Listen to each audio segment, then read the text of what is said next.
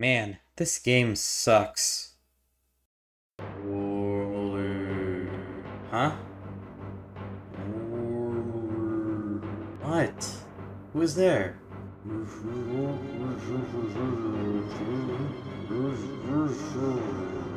My channel will be deleted? And I'll die? I can't think of anything. I can't do that. I could share some of my fanfic. Hello?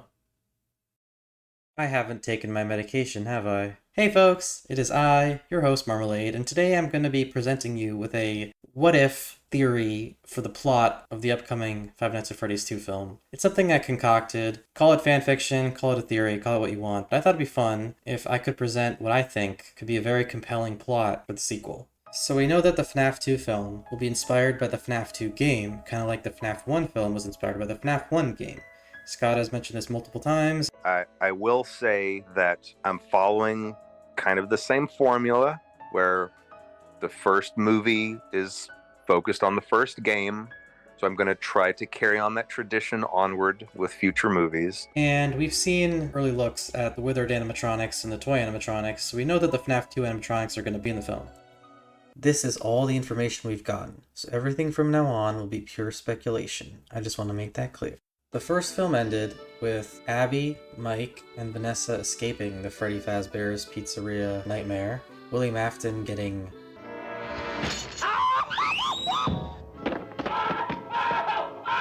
and the animatronics dragging his spring-locked body into a dark room where he will wither away forever. The end. Just kidding. He always comes back. We all know William Afton is coming back in the sequels. I mean, it's Matthew Lillard for Shaggy's sake, but I don't think we're gonna really be having Springtrap as an antagonist until FNAF 3. So what will the story of FNAF 2 be? Well, since it's based off of FNAF 2, we know that the Wizards, the toys, and the puppet will be making an appearance. Unlike FNAF 2, the game, I think that the film won't be a prequel to FNAF 1. I think that everything that happened in the first film will set the stage for everything that happens in Part 2. With Afton gone, Fazbear Entertainment will come under new ownership. This new owner, potentially Henry, will have the original pizzeria demolished, because, Afton was the only one keeping it from being demolished, and all the animatronics will be moved to the new grand reopening of Freddy Fazbear's Pizza, which will be the location for the sequel. The original animatronics will be refurbished, but halfway through the process, it will be decided to scrap them and use their parts for the new cuter variants, the toy animatronics. The originals will then become the Withereds. Like the games, the toy animatronics will have a database for detecting dangerous individuals to protect children. Afton, who is still spring-locked and unable to move himself, perhaps due to not being able to control his Springtrap body or just being sealed away by Henry or whatever, will gain an influence over this database and have the toys become hostile. And yes, Afton can telepathically control animatronics. He does it in Part 1. He even speaks to them when he says, "The little ones, tell me you have a sister." The Withereds, however, will be free from this control, and upon reuniting with Mike, Abby, and the rest of the protagonists, will decide to help them in their fight against the toys. Mike and Abby were the ones to free them from their perpetual nightmare of serving William, and we know that they don't want to hurt anyone themselves. Vanessa says this in Part 1. It was just Afton's influence that made them hostile. So, Toy Freddy versus Withered Freddy, Toy Bonnie versus Withered Bonnie, etc. At the end of the film, Mike and Abby will find a way to free the toys from Afton's influence and destroy them, and then at the very end of the film, perhaps in a post-credits scene, Springtrap will escape. Ready to be the antagonist of FNAF 3. The only thing missing from this scenario is the puppet's role in the film, which I'm not completely sure about. If Henry is the new owner, then potentially it could be because William killed Charlie in the past, and this is his revenge, to take over his brand and everything, but it's misguided and he doesn't realize he's continuing the nightmare. This would mean that Charlie will be a bit of a wild card as the puppet, but I definitely think she'll be an antagonist for a part of the film.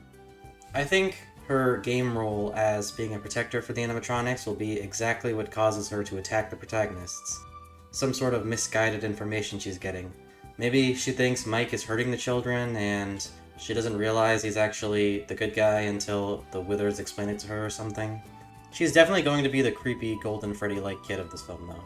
I think this will set the stage for FNAF 3 being the big final showdown with William Afton, where Mike has to fight Springtrap in a burning Fazbear Frights or whatever after a time skip. And any of the children that aren't put to rest will aid him in his quest, ending with Afton finally being brought down forever.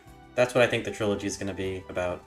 I also think this whole possession of the database thing on the toy animatronics kind of fits with what's going on in the modern Steel Wool games, which is not something that the films are blatantly avoiding. I mean, we got Vanessa in FNAF 1, so...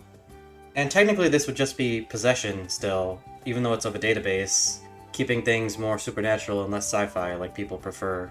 I myself would prefer the films stay more supernatural if they're covering the first 3 games, and they can have some sort of sci-fi-esqueness. I mean, it's unavoidable with animatronics. It's going to be technology, but, you know, a good healthy blend I think will work best for the films.